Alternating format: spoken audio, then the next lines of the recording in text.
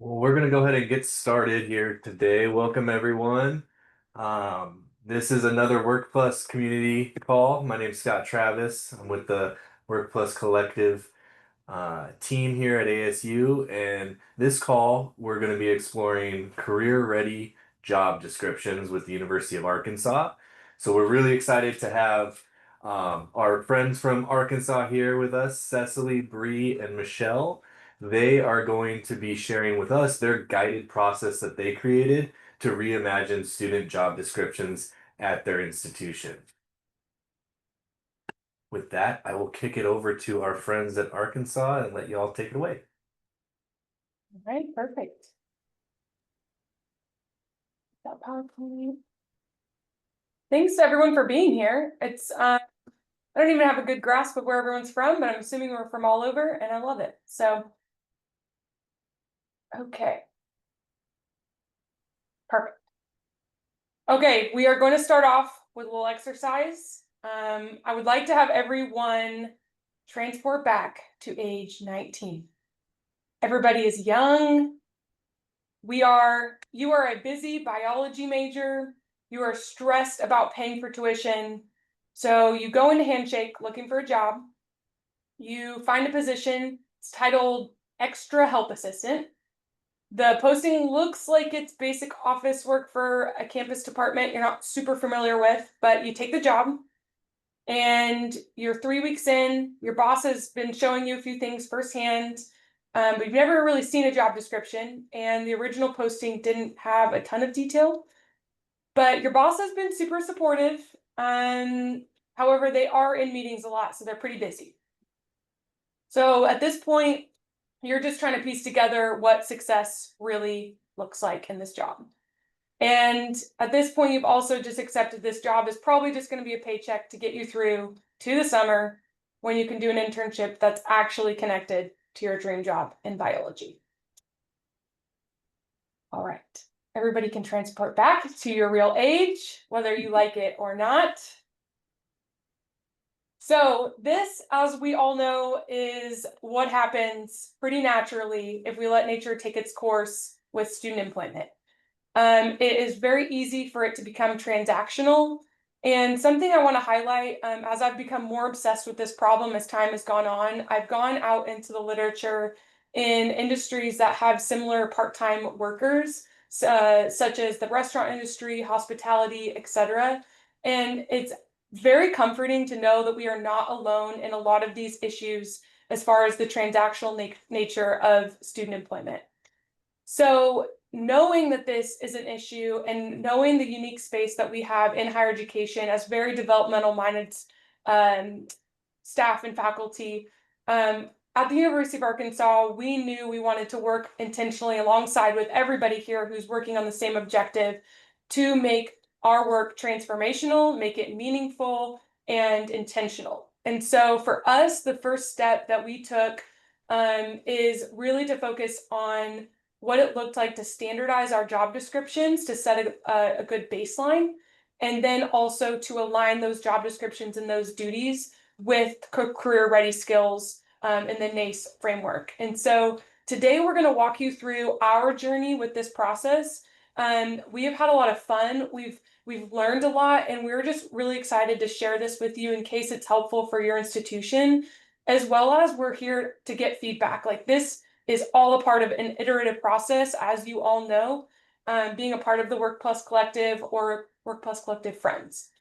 So with that, my name is Cecily Essery. I am here at the University of Arkansas, our Associate Director for On-Campus Student Employment, and I'll kick it off to Michelle.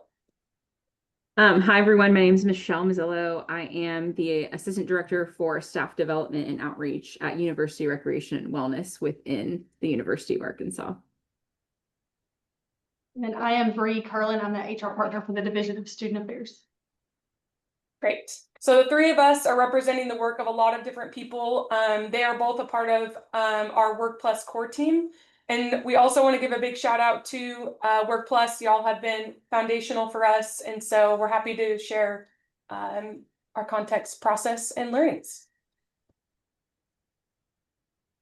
Okay, a little bit of context to help you understand where we're coming from and how to generalize and if you should generalize to your institution. So we are in Fayetteville, Arkansas. Come visit anytime. Happy to host.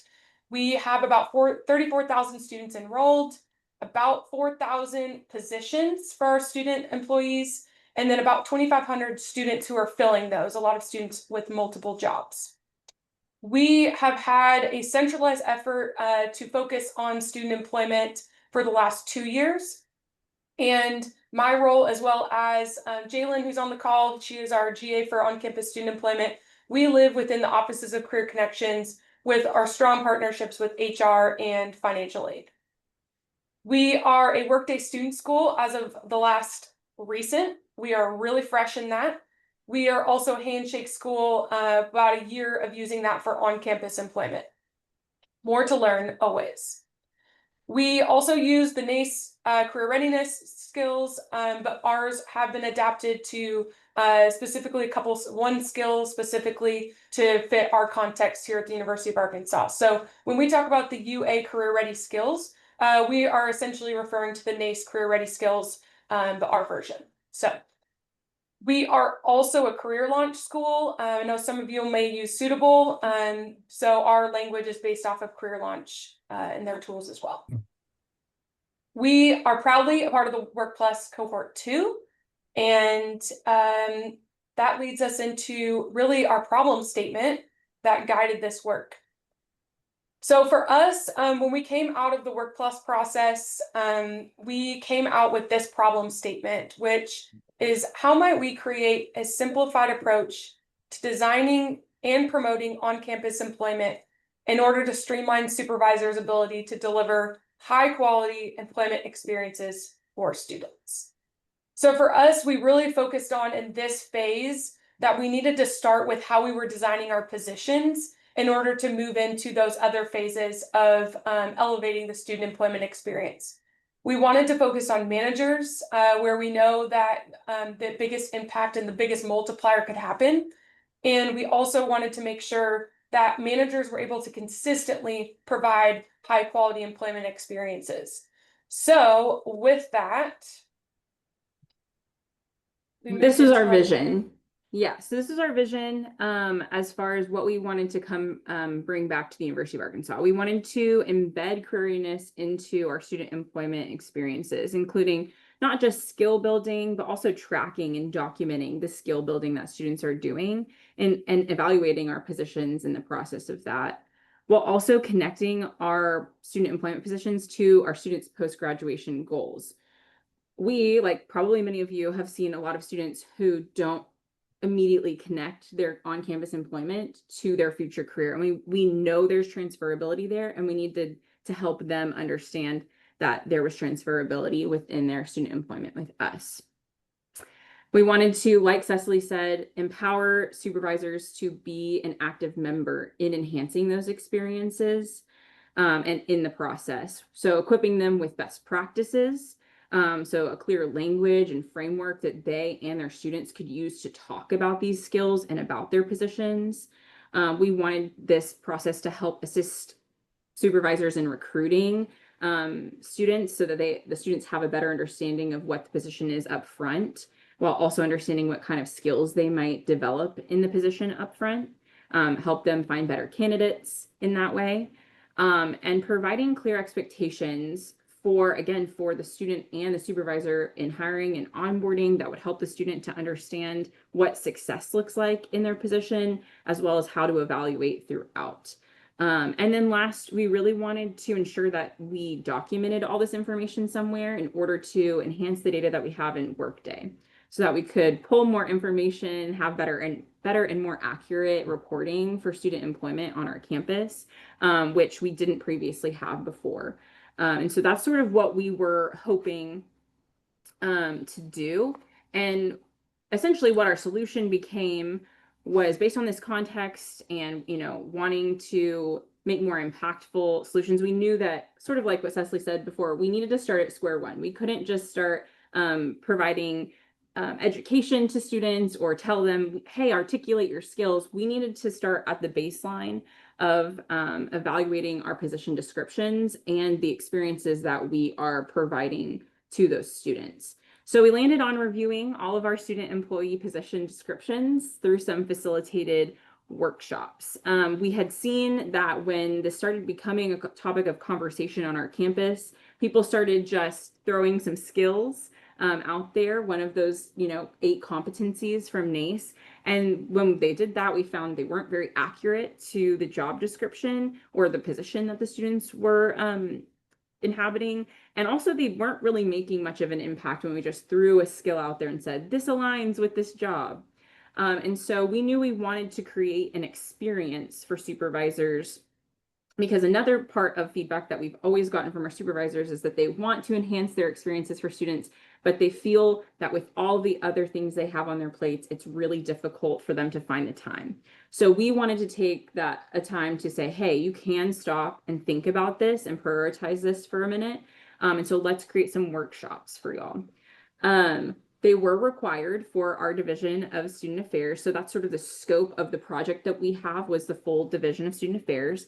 And all of those managers attended 2-hour workshops that were focused on 3 things: auditing, standardizing, and refining all of their current job descriptions, taking those job descriptions and aligning them with the UA Career Ready skills, and then exploring opportunities to expand skill development based on what they find in the process of auditing and standardizing and aligning. And overall, this would end up impacting 1,000 student employees across about 160 different positions, and would need the buy-in and participation of about 100+ managers. Great. So the reason we started with the Student Affairs division was because we had the gold mine of timing regarding our strategic plan for the Division of Student Affairs, which is our biggest employer of student employees. That Student Affairs strategic plan included a heavy emphasis on career readiness, and within that, a specific call out on embedding career readiness into the student employment experience, in addition to multiple other places. So with that, we had written commitment to this initiative. And then we had the backing of our Vice Chancellor for Student Affairs, who the man wrote his dissertation on student employment. So we also hit the jackpot there with somebody who cares deeply about this initiative. That allowed us to then have the buy-in for our Work Plus core team to really implement what we had already been working towards, which is these meaningful positions and understanding, with our initiative to embed the career readiness and make these positions meaningful. We also partnered heavily with Michelle. So as she mentioned, she's over in University of Recreation, and you might be like, what in the world? Why is UREC in this call? Well, University of Recreation has a incredible student development program, and with that had piloted a lot of career readiness initiatives, as well as just had their thought leader on our campus in that area. And so we were able to take the tools that they had developed and iterate on those and develop them to scale to campus. We also had a cross-departmental committee that was focused on the strategic plan, who really helped give us feedback during this process. And then I would almost say most importantly is our student affairs, HR, and our HR team from our central office. Bree here is in charge of HR for student affairs, and that allowed us to make sure that what we were doing with our students and the development we were providing was going to be documented and supported by our HR team. And then our recruitment team also, we wanted to make sure that they approved of the job descriptions template that we were putting out. Okay, I think Kareen, you might be unmuted. Can I? Okay. Okay, next slide, please. Perfect.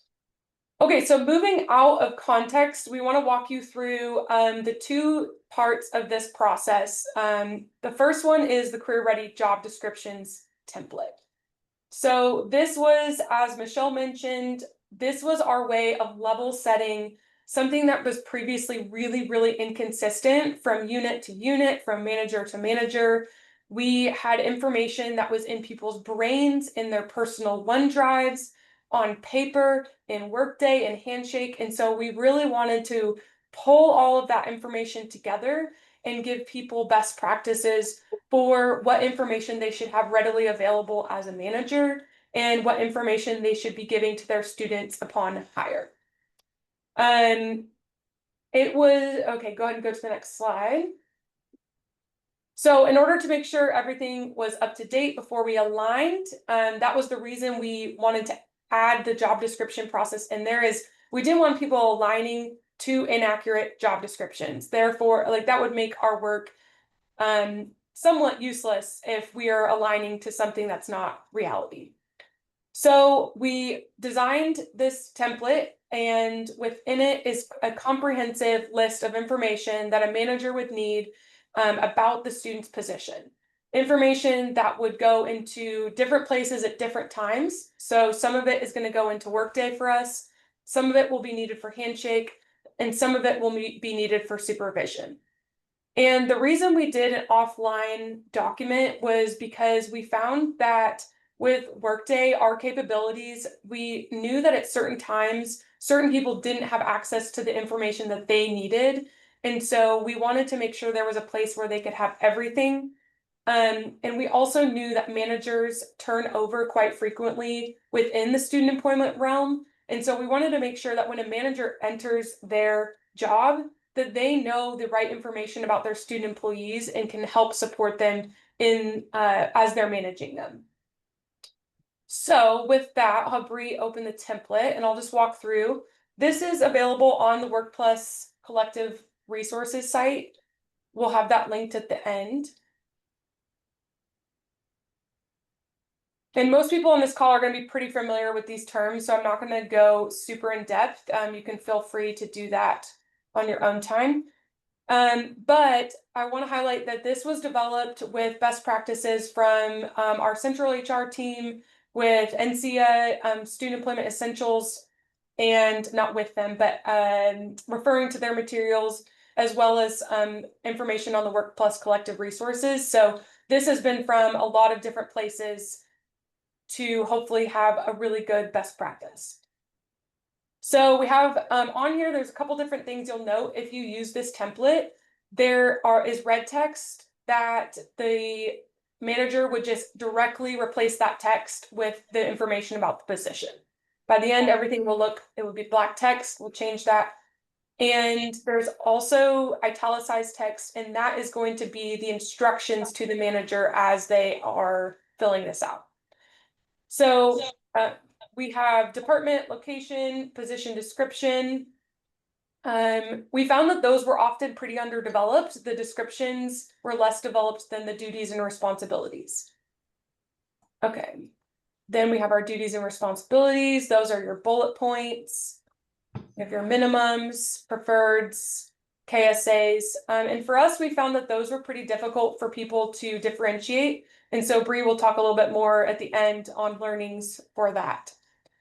We wanted to make sure that work study requirements were explicitly stated. We have a challenge of students not knowing always what they're eligible for if they're work study eligible here on our campus.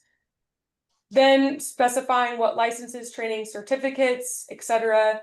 Accessibility statements for physical activities and visual requirements for the position. And then we wanted a place to outline compensation and benefits in a way that captured some of the things that just can't be put into an HRM system. For example, if there's a parking pass that is provided as a part of compensation, that doesn't really go into our workday here at the University of Arkansas. And so we wanted to make sure those things were just explicitly outlined for the student and for the manager in this document. Clarifying hours and schedule. There's often a lot of missing information regarding that when student jobs are posted. The students need to know that. So we wanted to make sure that was more comprehensive. As well as the timeline of the position. Is this a summer job? Is it a fall job? Is it all year? When does it end? When do I get rehired? How do I get rehired? Those are things that people have added into this section. and then supervision, and then the fun part, which is our U of A Career Ready Skills integration. And so we'll show you how this gets built out, but this is where the alignment process happens or is inputted. And then application instructions and required documents, and then our OEOC statement. So that is, we found that this was really, really helpful for our managers who had not previously been trained on really what all to include in a job description. We found that people were really just doing their best with what they knew and what best practices they had seen. And with that, we found that people were really like comforted by the fact that there was a comprehensive document that they didn't have to think about what to put in there, they just knew.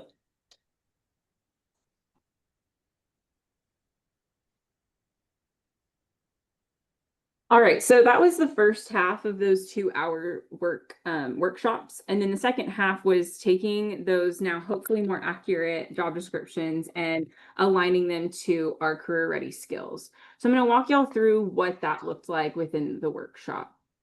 So right off the bat, in order to empower our supervisors to be active in enhancing their employment experiences, we needed to start with some education on what the skills were. As previously noted, these are adapted from the NACE Career Readiness competencies, but we will be calling them UA Career Ready skills throughout, and you'll see that noted a lot within our examples. We had heard a lot of feedback as we had rolled out these skills and education on them that our supervisors didn't feel like experts in these concepts. And so we needed to demystify these concepts and these terms and help them to understand that having a career ready conversation with a student could be as simple as talking about debriefing a shift with a student and talking about a conflict that maybe that they had with someone who came into their space and how they dealt with it and what they did and how that can be a conversation and that they do have these conversations with their students. So it started off with talking about these skills. But we took it a step further when doing this process and having these conversations with supervisors and students. These 8 words are somewhat lofty terms, right? They represent really large concepts, especially for students, that they might not immediately understand what exactly is, what all does fall under leadership or teamwork or professionalism. And so we found that we needed to break down those skills a little bit further in order for them to relate and understand what they really mean. Adapted from the, like Cecily said, the career readiness inventory, we broke them down into dimensions. So these are really, rather than being these large terms, we're breaking them down to really clear, specific, what I often term to students as mini skills. So they could really easily relate their experiences and the skills that they're building to these terms that we're talking about. I work a lot in student development and providing education to students, and in leadership trainings, I always have a really simple raise your hand activity at the beginning of those sessions. First, I ask them to raise their hand if they can confidently call themselves a leader. And typically like one or, less than half of the room, like really hesitantly raises their hand. And then I ask them to raise their hand if they believe they have at least one skill a good leader has. And most of their hands fly up into the air. And that's a perfect representation of why we needed these, right? Students can really identify with these smaller skills rather than having to brand themselves under the like title of leadership or teamwork or something like that. And so we use that NACE Career Readiness inventory to break them down into dimensions. An example of that up here with leadership for y'all. So these smaller bits of information, these dimensions, are what we actually ended up aligning the job descriptions to. So with that context, I'll show y'all what that process looked like for the managers. So we created this career ready skill alignment worksheet, which is what I'm going to bring y'all through today and what the supervisors use to align their positions. This is what the base blank worksheet looks like for supervisors. And I'm going to bring y'all through an example of how for one of my positions, we used this worksheet to align. So you start with your alignment worksheet and your position description. This is for my student development program assistant position. And first, really simple step, put the job title in, label it, know which one you have. We have a lot of supervisors on our campus who supervise multiple positions and need to keep these straight. So simple enough, add your job title in. And then second, what you'll do is in that first column over here, you're simply going to copy and paste each one of these individual specific responsibilities in those bulleted lists from our standardized template into each one of these cells. So eventually it will look like this. Each one of those in the job description was pulled out into those cells. Next, we would have them pull up our aligned language, this common language that I talked about with the UA Recruiter skills and their dimensions that looks like this. And they would be tasked with familiarizing themselves, reading through all of these, and then selecting the skills that align or the dimensions that align best with each one of these responsibilities. So grabbing 0 to 3 of those into each one of these columns. We recognize that we encourage supervisors that almost any responsibility could probably relate to at least one of these dimensions. We understand there's outliers, but that we also understood that they're going to align to more than one of these skills, right? A job responsibility is not typically just going to be about communication, but maybe communication and technology, and to represent all of those throughout. So we suggested 1 to 3 for each one. So what that ends up looking like, an example I have for y'all is right in front of us. So this is an example of how we could possibly use, with this example, we have communication dimensions in there as well as teamwork, and how that might shake out for each individual responsibility.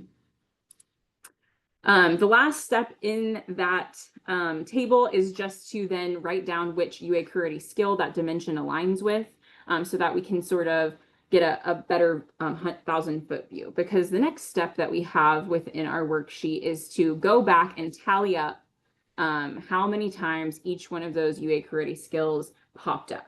This is an opportunity, again, to take that 1,000-foot view, that step back, zoom out, and look at holistically what your position might look like and where these skills are popping up the most. We at the same time wanted them to be reviewing those dimensions and which ones of those popped up most frequently. You can see that I've highlighted some that popped up the most frequently in my experience, and I highlighted those and saved them for later and said those are probably some of the most substantial learning experiences students are getting from this position. Because what we're trying to do and what we're trying to put into this job description at the end of the day is their top 3 to 5 skills. So we encourage that there be at least 3, but that we're not always going to have 5. But we wanted to make sure that we said 3 to 5, and why did we choose that range? We wanted it to be digestible for students. We know that while these 5 might not encompass every single thing they learn and every single thing that they do, we wanted to provide students with a snapshot of a really meaningful and realistic view of what they can confidently walk out of the position saying, I have practiced and I have learned this. Because that's the whole point. We're trying to equip students with the knowledge and the language to talk about their experience in a substantial way. So we want, as managers, when we're putting these in our job descriptions, to be really confident in saying they will absolutely walk away with experiences and stories to tell about that skill when they go into an interview someday. So this is what ours looks like and what you would input into the job description at the end in that section that Cecily pointed out. That is not the end. There's one more step in this worksheet, though, because we recognize that learning will happen while you go through this process. So the very last part is reflecting upon what you've learned.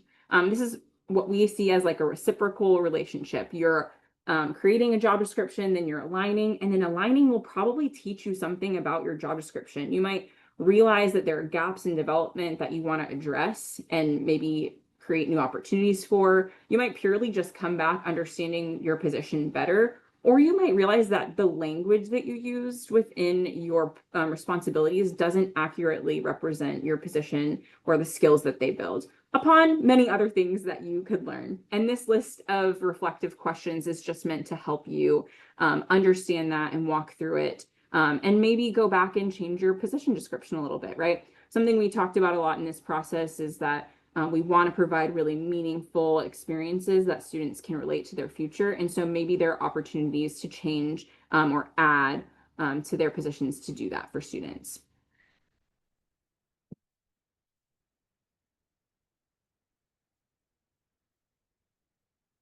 Cecily, you're muted. Now we're not. We learned a lot along this journey, and that is what we want to debrief with you all is really what we learned, what went well, what didn't go well, and then we're happy to get feedback at the end too. So go ahead and go to our wins. We were shocked at really the impact that this made. As far as the scope of impact, you know, we thought, okay, we're embedding career readiness, we're cleaning up these job descriptions, and we did not anticipate the ripple effect that that would have on student employment, on managers, on HR. And so we are happy to share this. A lot of these are anecdotal wins from really the management and the manager perspective. Our next phase of this project is to assess the student outcomes. But we just finished this project. We're not even finished with it, it's still going, but back in August. So with that, some wins that we have already been able to observe are just the general clarity and alignment that has happened. So being able to watch managers really see the purpose of student employment and to elevate that, as well as to explicitly see the connection that their jobs can have to the career ready skills. On that note, our workshops led to a 98% agree or strongly agree on the learning outcomes that we had, the two main learning outcomes, which were really to help managers understand what a good job description should look like and include, as well as seeing the connection between their student employees and the career ready skills that they would learn. We have seen just an increased visibility into the duties and expectations that are occurring within student positions, both for managers who needed a second to really think about their positions, as well as for student employment and HR to have more visibility into that. And a great story on that one too was we had a brand new leader take over our student media team. And that leader had hundreds of student positions underneath her. And it was a really great opportunity for her as a manager to get into all of those positions and figure out what her students should be doing. And it was a really great developmental opportunity for her as well, to be able to lead her organization. And I think we found that similarly across other managers' stories as well. We saw a lot of job descriptions, a lot of job titles get changed. And the reason for that was there were some that were just outdated or not accurate, as well as we really pushed our managers to select job descriptions that would have significance for hiring managers who are looking to employ our students after graduation. So position descriptions that a manager would recognize if they're recruiting one of our students.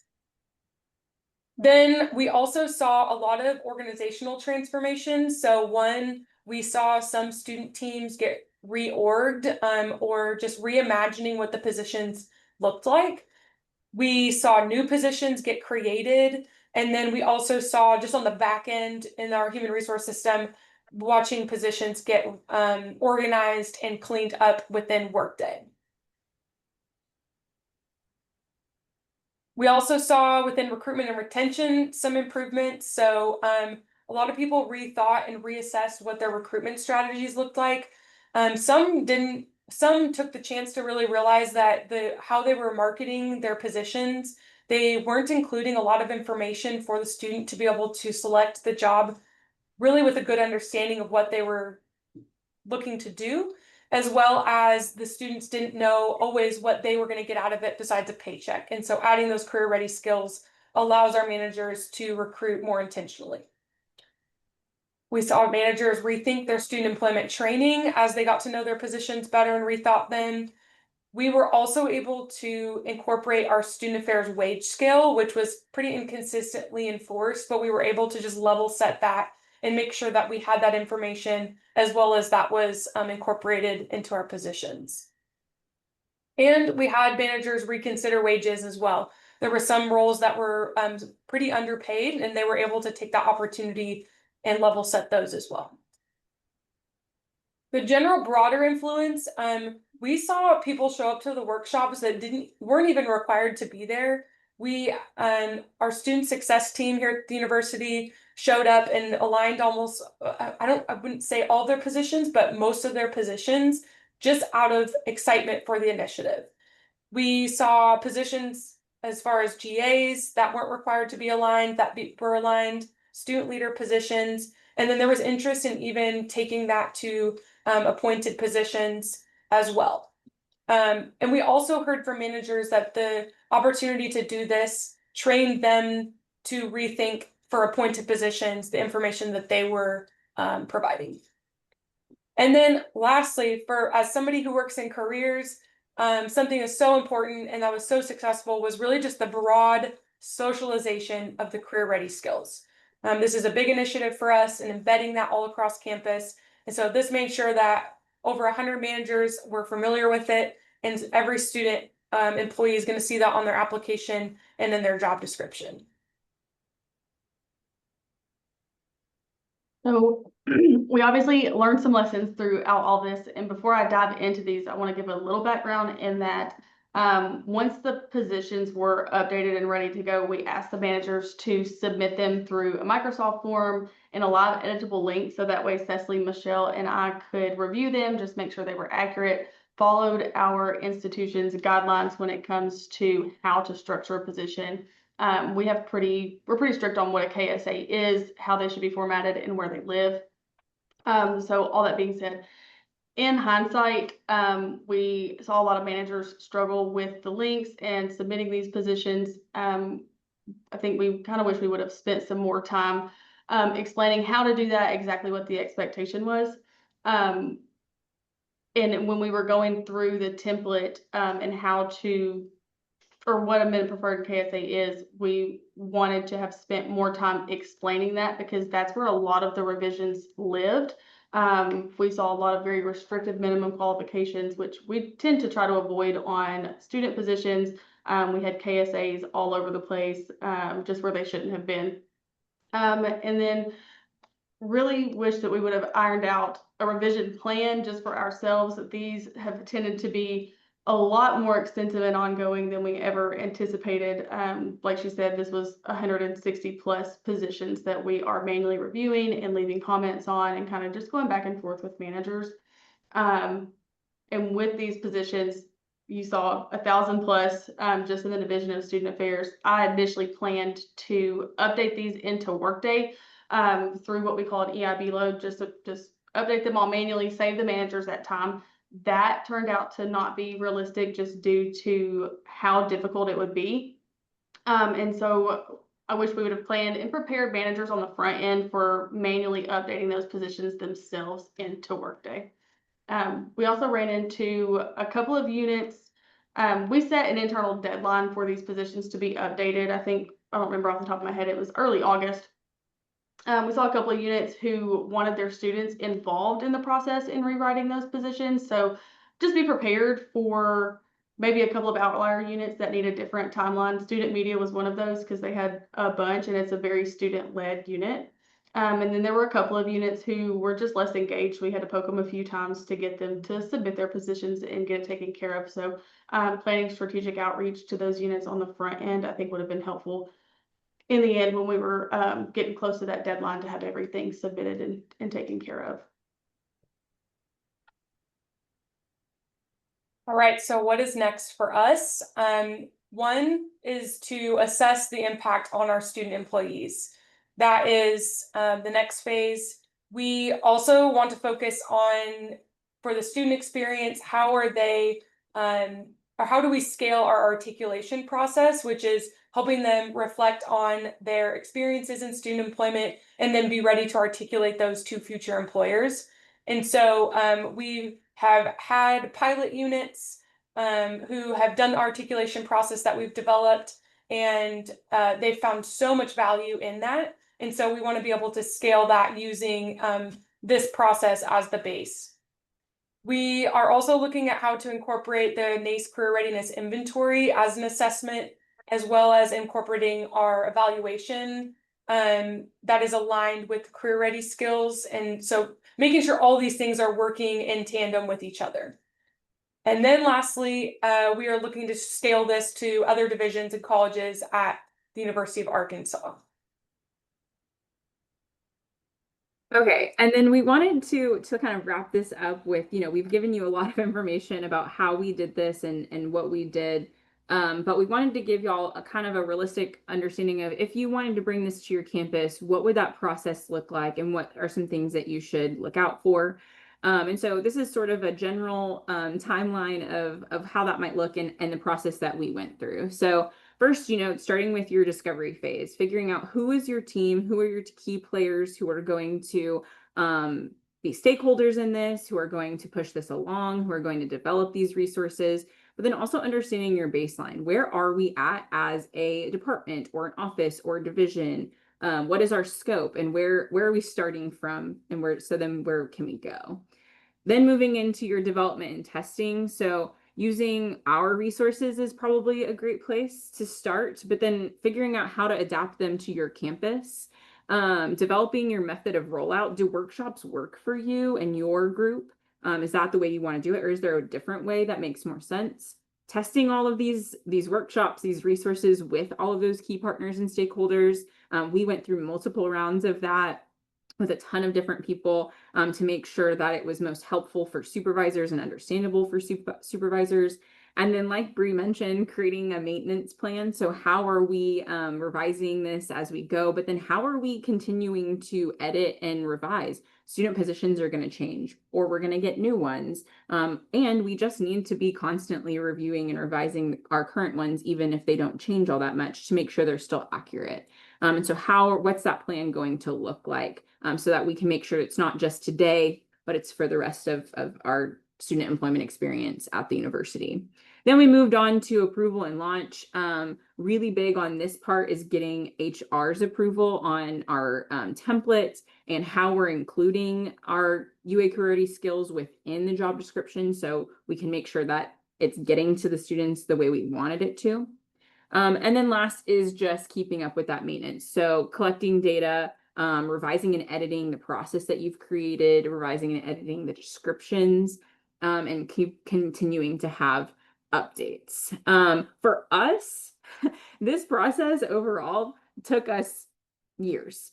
So what we're hoping though is that because we have taken those years and we have these resources for y'all to build off of, it will not take you years. But know that it can take a bit of time to make sure that this is something that your campus is behind, and also adapt our process to what makes sense for you and your students. With that being said, we are here as resources if you decide to go down that path and want to get more information on what our workshops look like or have questions. So here's all of our contact information. And then this QR code on the screen will bring you to all of the resources, specifically the job description template that we've created, as well as that alignment worksheet that includes the common language on it. So with that, that's all we have for y'all today. I'll leave this slide up for you, but I think we have time for questions potentially, if anyone has any. We do, and I see the first one in the chat. Kristen, thank you for the question. Okay, so how did you generate supervisor engagement and get them to participate? Were they mandatory? And how do we ensure follow through after the workshops? Supervisor engagement, because it was required, that sure helped. What was really, really encouraging though, was we were a little nervous that requiring them to attend would make them a little bit reluctant or like not excited to participate. We saw so much gratitude from supervisors during this process. Like, we were so excited to do the workshops because we just had such a great time.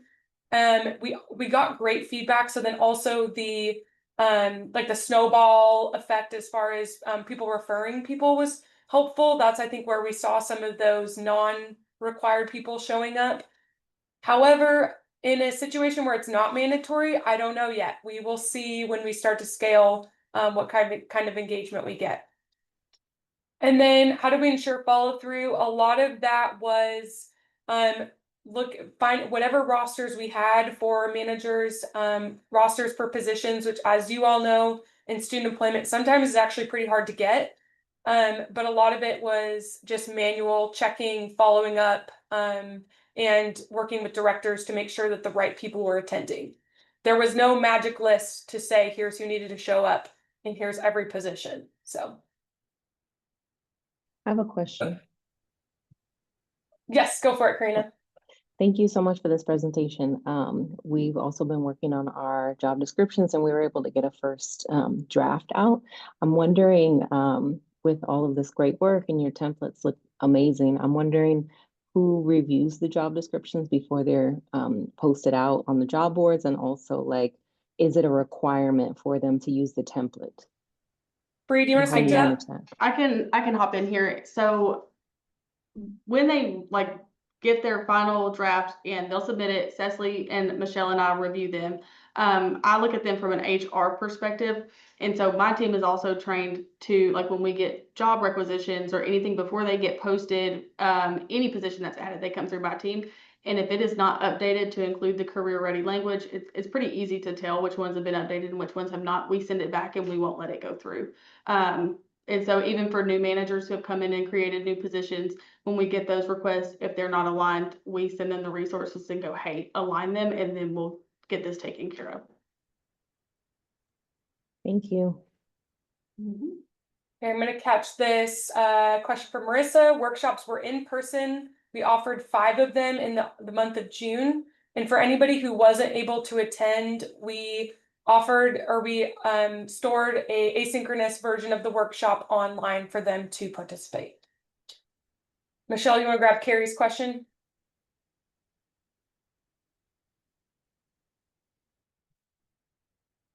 Apologies, sorry, I'm my screen being shared. I Nope, didn't you're have totally it good. up. Do you want to read it? Is your Carrie, skill is your interpretation skill- based on your NACE career competencies or another skill taxonomy like ONET?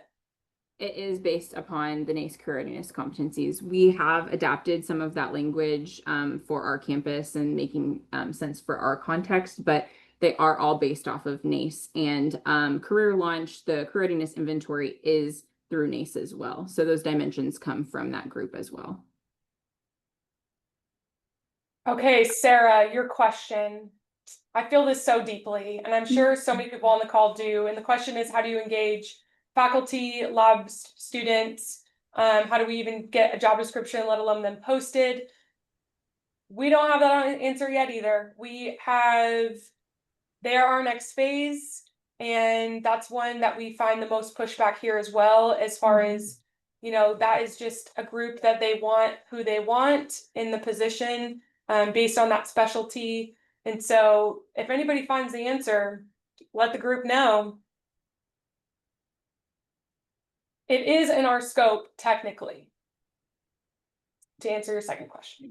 And Yes, I Sarah, kinda you wanna are build in on it. you are in company, that's for sure. I want to build on it a little bit. Our recruiting director she's also very concerned about this and is in the process of, at bare minimum, making these faculty post their positions. So if that becomes reality, then hopefully we would get the buy-in on the career ready side. Yeah.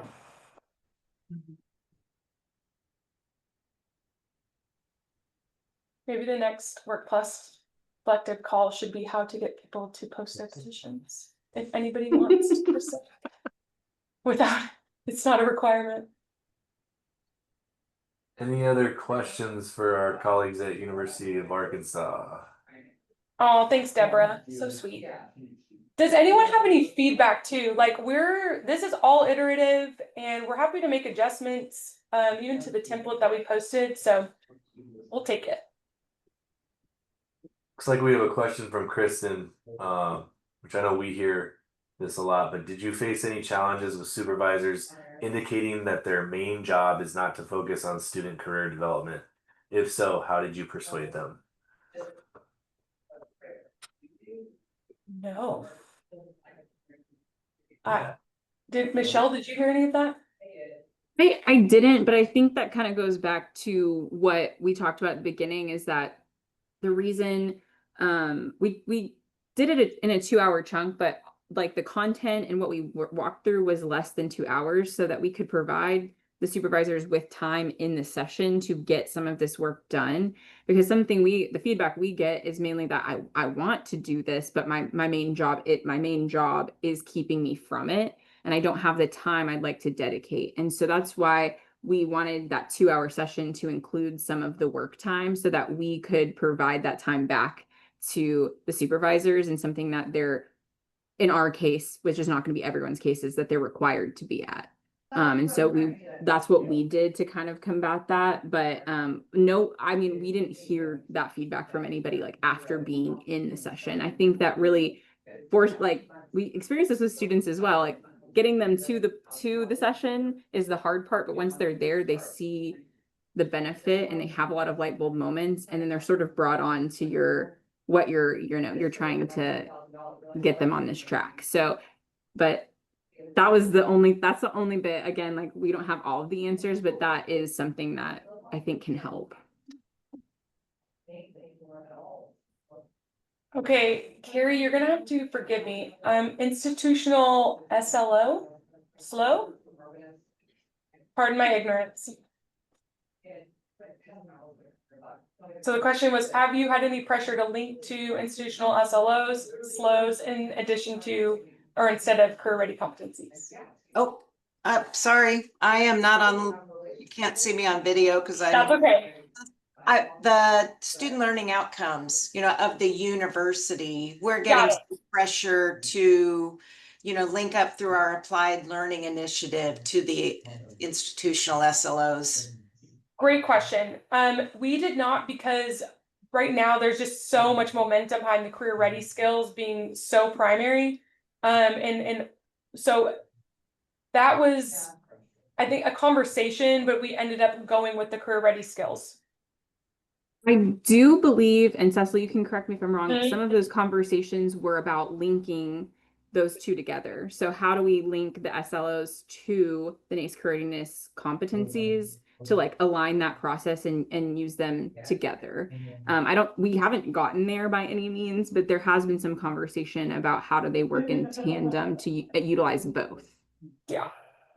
And if Erica's on the call and has a different answer and wants to put it in the chat, she can absolutely do that. She is our executive director of the career connections, so she might have some context. Okay. To answer Leslie's question, do all workday job requisitions and student hires come through my office? Yes, every single one of them. An a job requisition, any direct hire, we maintain those. And that's just student affairs though. So once we get to the larger initiative of scaling, that's where it gets tricky, because we would need the buy-in of every single HR partner in every different college and unit, which is pretty disjointed. So and do our managers create their own requisitions? Yes. So student affairs I can't speak for the rest of campus, but student affairs utilizes the manager self-service features in Workday. So they initiate their own additional jobs, their own job requisitions, and other things related to student employment. And then it will come to my office for review and approval. but most managers inside of student affairs do not create their own requisitions. Right.